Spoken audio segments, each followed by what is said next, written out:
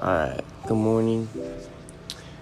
I'm here today to talk about how I used to worship myself. I used to think of myself as my own God, but now I have full faith in the Creator Himself. I have full faith and I put all my trust and my support.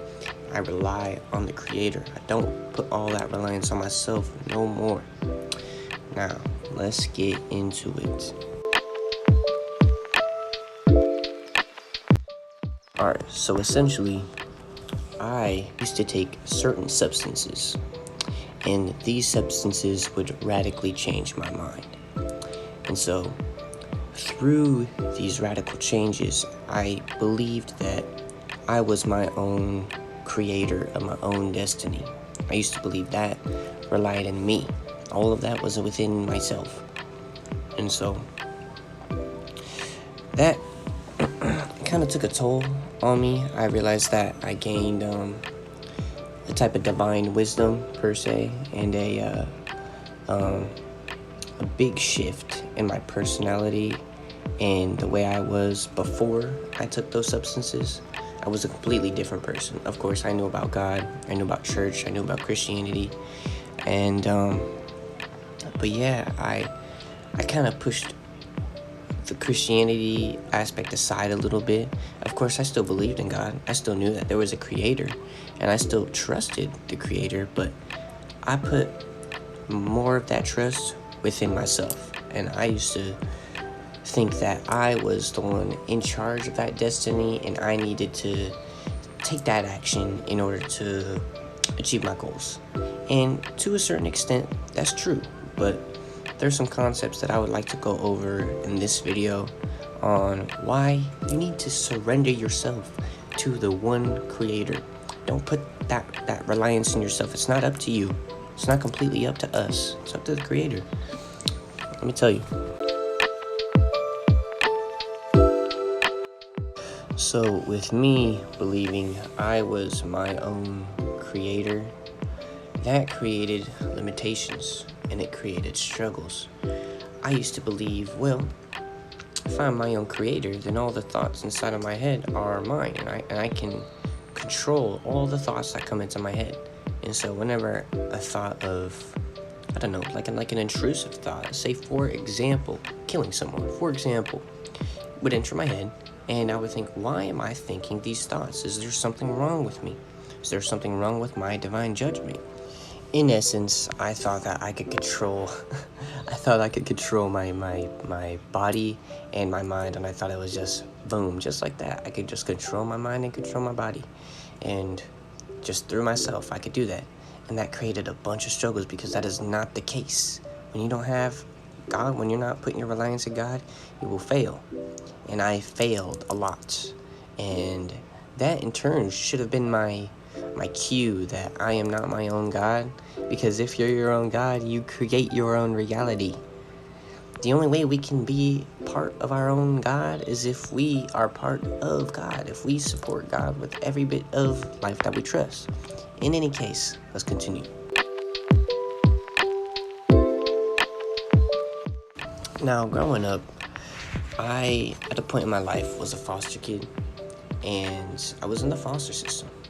And so I used to live with a Christian foster family who my father was a kids minister pastor. And so he was the pastor for the kids ministry.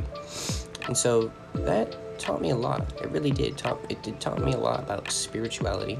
It taught me about religion. It taught me about Christianity. And it taught me discipline. Because not only was he that, he was also in the military. He was ex-military.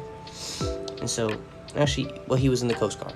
Anyway, the Creator has put me through many trials and tribulations in my life, many of which I had to be by myself and had to rely only on myself. So, that really instilled the idea that I can only ever trust myself in terms of humans. You can only ever put the 100% trust within yourself in order to get something done. But I never put in the factor that God is the one the one and only being that you can 100% trust. I never put that into factor because I thought I was my own creator. I never put that idea into perspective because I thought I was my own creator. It's not the case.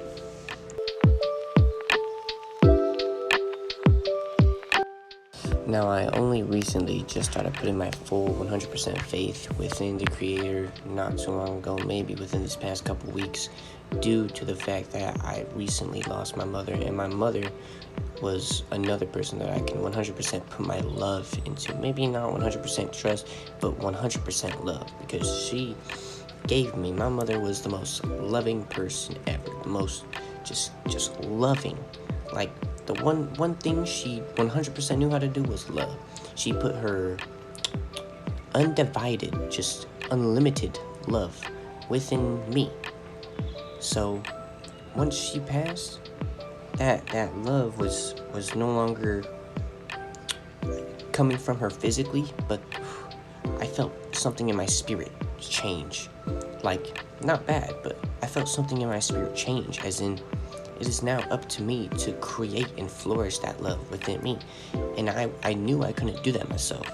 And so I had the idea that that spirit of my mother's strong spirit is the one instilling me with this love. And in turn, my mother's spirit, which is part of the divine one, that's God. It's God. I have to put that to God. God is the one instilling me with this love now. And I'm very thankful and appreciative that God is doing that. I have felt nothing but joy and inspiration to spread the message of God and divinity. I knew that the time was coming when my mother had to pass. I could create a story time about this, but essentially my mom had a bunch of health problems, including cancer, not limited to, and just a culmination of a bunch of things. In any case, she was always the most loving. That never stopped her from being the most loving mother she could ever possibly be. So, through God, anything is possible. Physically, spiritually, mentally, anything is possible.